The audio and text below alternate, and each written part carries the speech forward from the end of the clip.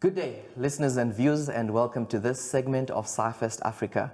My name is Freddie Mashate, and I am the manager of SciFest Africa, South Africa's National Science Festival. Now, if you've been following us on social media by now, you'll know that we are celebrating 25 years of existence as a National Science Festival. It is a major milestone in our journey, and this session is particularly interesting and important because what we're trying to do is to look back to the people that were there in the beginning and try to understand what was the mind behind their effort. Today we have Brian Wilmot that is here with us in the studio, and he was the first director of SciFest Africa, having moved to Grandstand Foundation now in 1995 to try and establish SciFest Africa. Thank you very much, Brian, for honoring our invitation and coming to spend time with us. Pleasure. Thank you. It is really interesting, I think, especially for me to be having you because it is two generations speaking and testament to the fact that the Grandstand Foundation and the National Arts Festival are passing on the baton stick, but also to get a chance to learn from your experience and some of the things that you would have done, especially in the early years of inception. I think a good place to start this conversation is try and understand who is Brian Wilmot and how did you end up with SciFest Africa? Yeah, it's a good question. I'm a Rhodes graduate. I have an honours degree in entomology. So Grandstand was familiar to me. I then, after some postgraduate studies, moved to the Albany Museum. And that I headed up for 16 years and moved to Cape Town then as Provincial Director of Museums. And that was 94 thereabouts, and many changes and good changes in the country. And I took early retirement. And I was approached by the then director of the Grandstand Foundation, Dr. Richard Chernus, with the idea of a National Science Festival. And I said, I think this is an interesting thing to get involved in. And that's where I came in. 25 years now, right? And it's 25 years in science engagement, 25 years of really creating this public awareness, appreciation of science, technology, and innovation. It's 25 years of engaging the public with science. What are your initial thoughts when you hear this? I'm thrilled. I'm absolutely thrilled that that little idea that Richard had that I could germinate and develop has turned into a 25-year-old strapping youngster. Does it amaze you? Does it come as a surprise? Did you ever see it getting to this height? I must say I don't think I had any doubts. I think that the material is here, the venue is right, Grandstand is a supportive community, and there's a great need for the promotion of science awareness in South Africa, which we realized at the beginning. And we took as our model the Edinburgh International Science Festival, and that gave us such a professional guide. It really did. And that's what I looked to implement for 12 years. And it's been followed on from there. I think you mentioned a very important, aspect when you say the venue is there. Our location in Grandstand Makanda, I think that when you think of Makanda, it's a small community which has this huge, massive building. But also, when you go and look out at the outside, it is known for academic excellence. Schools like Kingswood, schools like St. Andrews and the Rhodes University, which become supportive structures to what we're trying to do. Would you say that there was any role that the standing of the city would have played to contributing to you saying Grahamstown is where it should happen? I think the important thing is that something like a festival, and it's, I think, been the experience in the arts, can get lost in a big city. Whereas with SciFest, and certainly my experience from those years, is that the whole town, the whole city was just alive, was agog with science. One had the university, the schools, one's got SciAb, the Albany Museum, and then this, of course, beautiful building here on the hill, the monument. And so the whole place just was alive with science. yeah.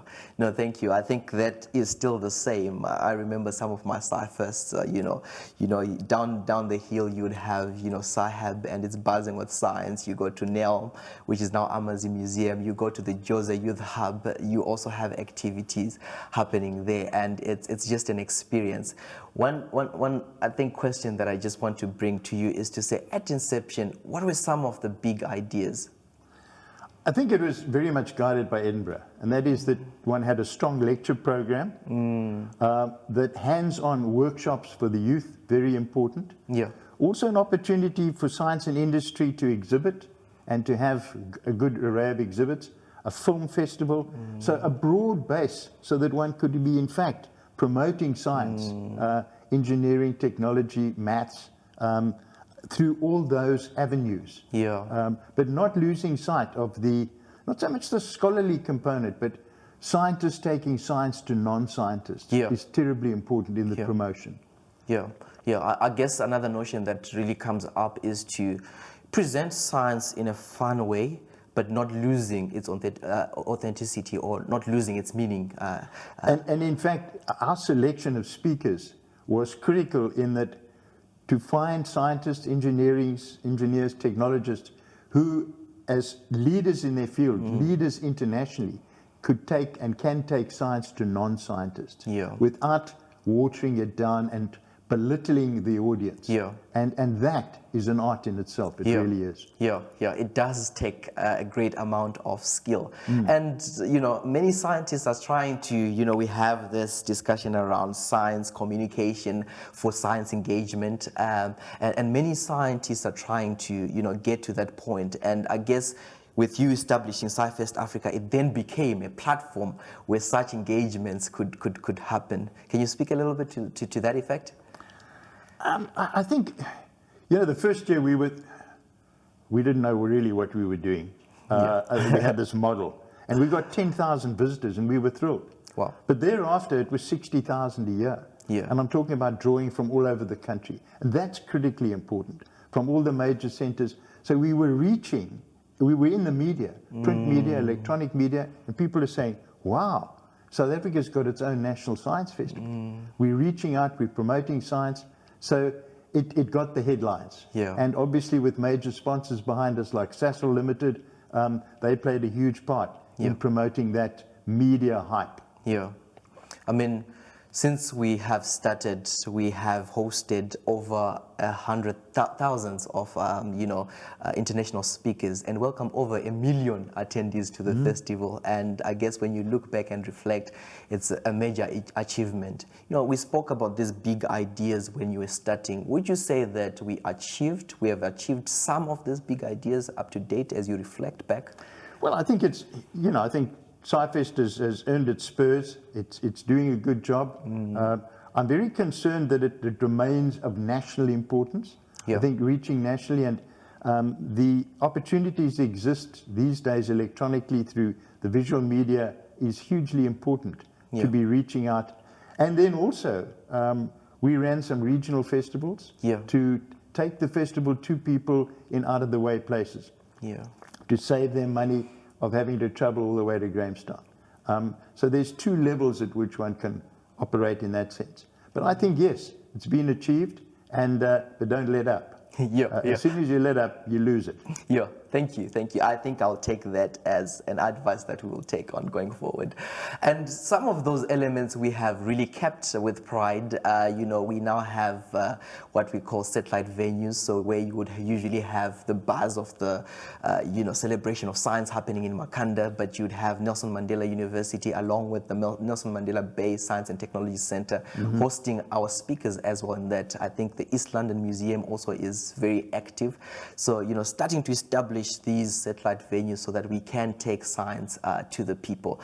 I just want to shift this conversation a little bit and really start to look at collaborative work. One would easily assume that for this to be, a success to the stage that it has reached, there was a lot of collaborative work. Are there any, partners and well-wishers that you would like to pick on, especially if you look back at where you started and that played a pivotal role in the success and establishment of this particular project? Let's start right at the Grandstand Foundation. without the experience that we gathered or got from the National Arts Festival. Yeah. Lynette Maria was the director, and we learned so much in terms of the basics of running a festival. Not only the mechanics of it, but in fact the media, terribly important. It was an idea that we got, and that is to use a clip agency. Yeah. So you can go back to your sponsors and you can say, that's what you're getting in return. Money doesn't come for free. You got to pay, in a way. Yeah. So the National Arts Festival was important. Rhodes University and its satellites were hugely important. The support that we got from the Vice Chancellor all the way down, hugely important. And then the universities in other parts of the country through, and this is terribly important, through the offices of the National Advisory Committee. Yeah. Scientists, engineers, science educators, science journalists. Hugely important, the National Advisory Committee, for three reasons. One, to find sponsors. Yeah. Two, to find speakers. I'm an entomologist, or was. I could tell you purely within the field of dragonflies who one could get to be a speaker. But Yeah. I would have no clue about physicists, chemists, or anybody else beyond that. Astronomers, cosmologists. And so this is why a National Advisory Committee is so important. And the other thing is to actually spread the word. Yeah. Money, speakers, and spreading the word. Hugely important. So, and then the collaboration from sponsors went into the private sector, which was hugely important and where we benefited enormously. And then also the foreign embassies. Yeah. Embassies of overseas countries. The equivalent of the CSR in this country, we linked up with in the Republic of China, and they came out here and attended the festival. And that was a hugely important collaboration, not only for SciFest, Yeah. but I believe for science in South Africa. Yeah, yeah. No, I love when you talk about you not having all the knowledge, and I usually refer to myself as a lawyer or law graduate rather who fell in love with science communication, and the advisory committee still plays an enormous role in trying to, open doors for us and trying to give us the pathway. Here's a speaker there and here's a speaker here. And I think their role is still, is still huge within the organization. I just wanted to pick on one of the organizations that you mentioned, and maybe just to give context is to say that the National Arts Festival and the Grandstand Foundation are now working closely together, and I think they have been for a number of years. And obviously when you started, you did mention that there was a lot of lessons. I just want to zoom into that relationship there and draw on some of the lessons that you were actually picking up from the National Arts Festival as an organization. Well, firstly, it was the media. How to deal with the media, how to reach the media. Take something simple like ticketing system, hugely important. Use of venues, different product, same mechanics. And so it was very, very important. The technical side, Yeah. recordings and security, and goes on and on. Yeah, yeah. I think that it is still, a valuable relationship, and for our viewers, actually the team that is behind, the set is the prestigious National Arts Festival technical team, and they have allowed us to have this, and it's a massive support structure that we have as SciFest Africa going forward. I just want to zoom out a little bit and look at this platform from outside. And if we were to think of it as a platform that brings the public and science together, what value does it have for people like your audience, for your scientists, and I think for the government of South Africa as well? No, very real on all three counts. Let's take first the audience, and let's take it as a tiered situation. Let's take adults first of all, non-scientists. They get the opportunity with SciFest, certainly my experience in former years, to have right here in Grandstand world-class scientists, Nobel laureates, people like Dr. Jane Goodall, the most famous conservationist possibly, to have astronauts here from NASA, right here talking to them and talking for them to be able to understand. I think also if one looks at school-going learners, the opportunity that they have to interact with the workshop programs, with the science shows, right hands-on, terribly important. So that's your visitors. Your scientists have the opportunity, and they have a responsibility to actually be communicating science not only within their peer group, but to the general public. Yeah. And SciFest gives that platform for scientists to actually become renowned as public communicators. Yeah, yeah. And finally, for the government, we can't say it enough, science is money in the long term. And the government, in its support, and it must be acknowledged and thanked, is actually supporting the promotion of science, because the whole point is to get more youngsters going into the sciences, engineering, mathematics, and the economy benefits. Yeah. So a tick in each box. Yeah, yeah, and I guess it's for public benefit. It's that notion to say our communities are innovative. If you give them the knowledge, if you give them the pathway, they are able to come with remarkable things. So exposing them to science so that they can also use, scientific solutions to address their everyday problems. True. And I think that's a huge plus for our communities.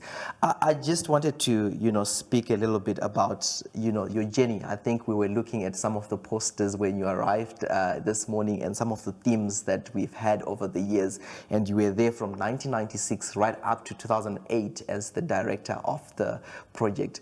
What are some of the highs? What are some of the lows during your journey with the project? Let's start with the lows.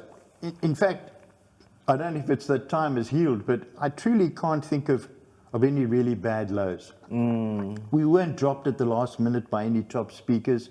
Our sponsors were loyal to us. And in sponsors, let me not omit the embassies of foreign countries, hugely important. So that sponsorship, that reliability, speakers, venues, all worked well. Highlights, I think some of the world top scientists, and that to have a Nobel laureate here, to have Jane Goodall, to have Dr. Susan Greenfield, head of the British institution, Dame Susan Greenfield, so she was knighted. To actually be in their company is a very humbling experience.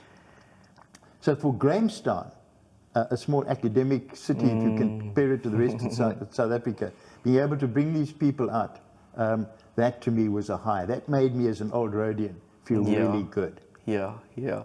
No, I think that definitely you nail it there. I think, and especially when you speak in relation to the embassies and the role that they play in actually introducing us to their science and sponsoring speakers, bringing their own vision of science within, the space that we have here. It's amazing. In fact, that had a further step in it, and that might sound unusual, but the Finnish government, through a link through our National Advisory Committee, was involved here with the science program.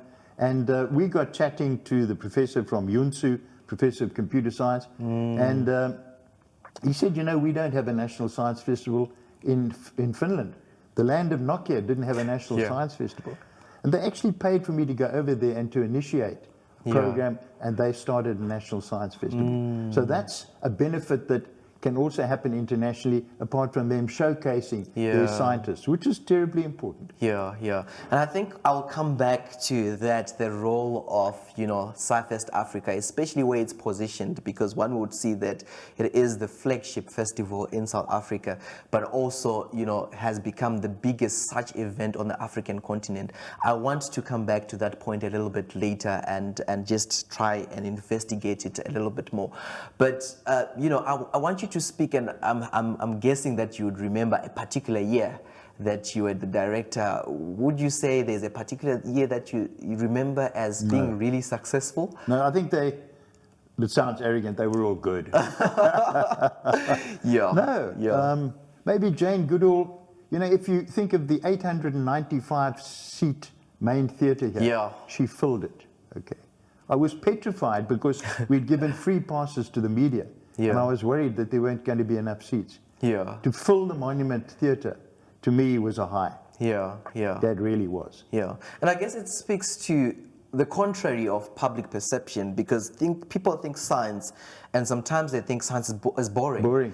But if you are talking about 800 people filling in, the Guy Butler Theatre, that's a lot of interest. So, would you like to comment about that? That perception, in particular, to say science is boring, It didn't happen overnight. I think once one had broken barriers, particularly through a festival, seeing the example of Edinburgh, And initially it doesn't come. People say exactly what you say. Yeah. Science is not for me. Oh, I don't understand it, or it's boring. And once they come, they look at the exhibits, people interact in the exhibits, and they come to lecture and they Yeah. say, wow, that's interesting, that's stimulating. Yeah. But also through the medium of PsyQ, which was the little daily newspaper that was put out. So it was available all through town. Yeah. And that was important. And of course, our anchor sponsor, Sasol Limited, produced a marketing video every year of the festival.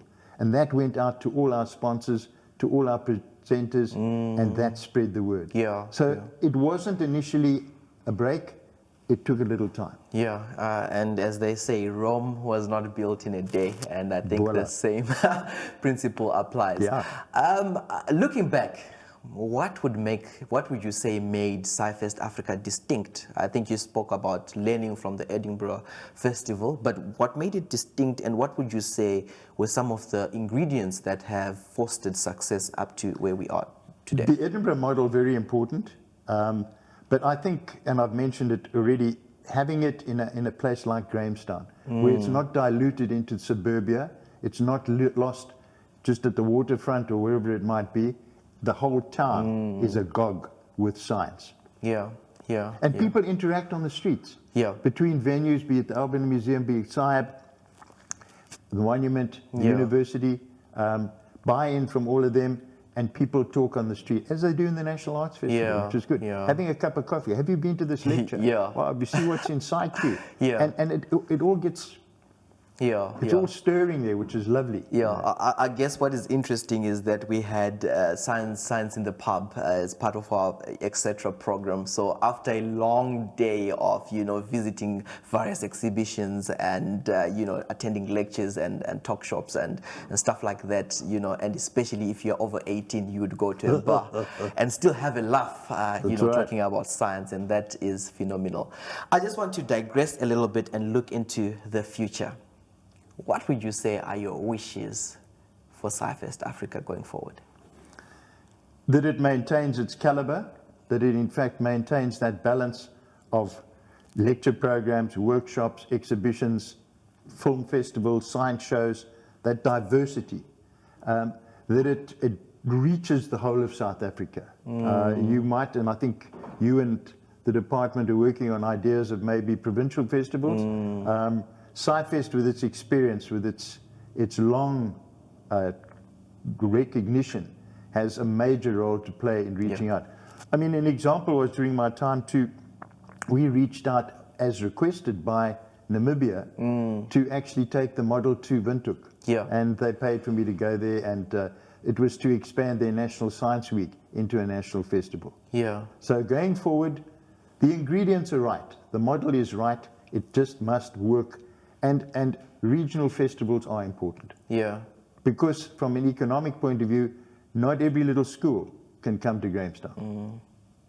Very true, very true. And I think it is a responsibility that we should place ourselves or upon ourselves to reach out to, those hard to reach, let's call them that, schools and individuals, so that we can take SciFest Africa everywhere.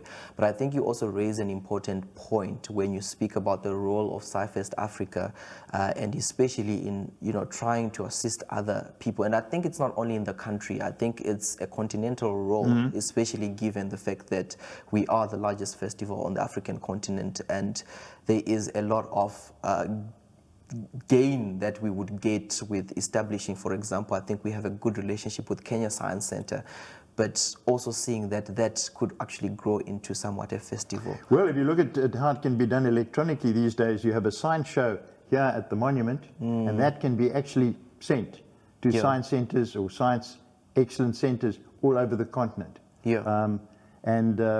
That's the way to do it. Yeah. Reach out to all our neighbors and beyond, but particularly the African continent, which needs that support. It really does. And we are Africans. Yeah, yeah. As we are slowly getting towards the end of this exciting segment, is there any particular advice that you would specifically give to us young leaders, and maybe to me, sitting right across to you, as ingredients to really make sure that we reach some of these objectives and wishes that you have for SciFest Africa going forward? I think the model's here. I think the National Advisory Committee, and I can't say enough how important it is to listen to the ideas and input of people in their specialist fields. But there's one vital ingredient that mustn't be lost: enthusiasm. Enthusiasm and damn hard work. Yeah. That's what it is. Yeah. And really, they take you a long way. You've got the model, take it out. Thank you. And go for it. Thank you. I think something that I always say, it's a saying that I have come up with to constantly remind myself of that attribute of hard work. It says, endurance and perseverance makes the difference. And I think it's befitting to say that, especially in a difficult time such as this of COVID-19 and the impact that it has had on mass participation events like festivals.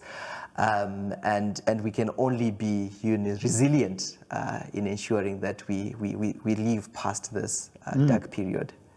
Good luck. Yeah, thank you. Any last words, Brian? No, I'm just terribly proud that it's all worked. Yeah.